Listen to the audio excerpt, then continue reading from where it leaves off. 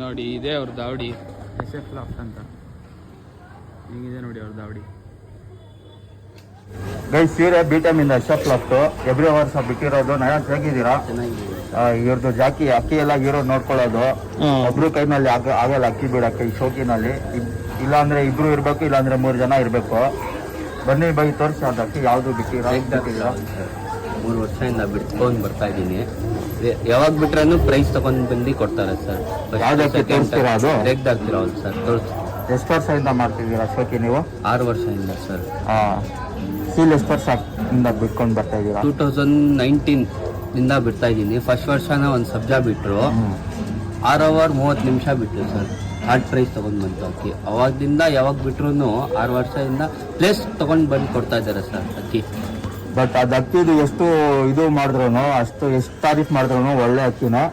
ನೋಡಿ ಇದು ಲೊಕೇಶನ್ ಹೆಂಗಿದೆ. ಈ ಲೊಕೇಶನ್ನಲ್ಲಿ ಅಕ್ಕಿ ಕೂರಿಸ್ಬೇಕಂದ್ರೆ ಹೆವಿ ಕಷ್ಟ. ಆ ಲೈನ್ ಹೆಂಗಿದೆ ಓಲ್ಡ್ ಲೈನು, ಅದು ಒಂದೇ ಅಕ್ಕಿ ಪರ್ಫೆಕ್ಟ್ ಫಿನಿಶಿಂಗ್ ಮಾಡ್ಕೊಂಡು ಬರೋದು ಇವ್ರ ಮನೆ ಮೇಲೆ.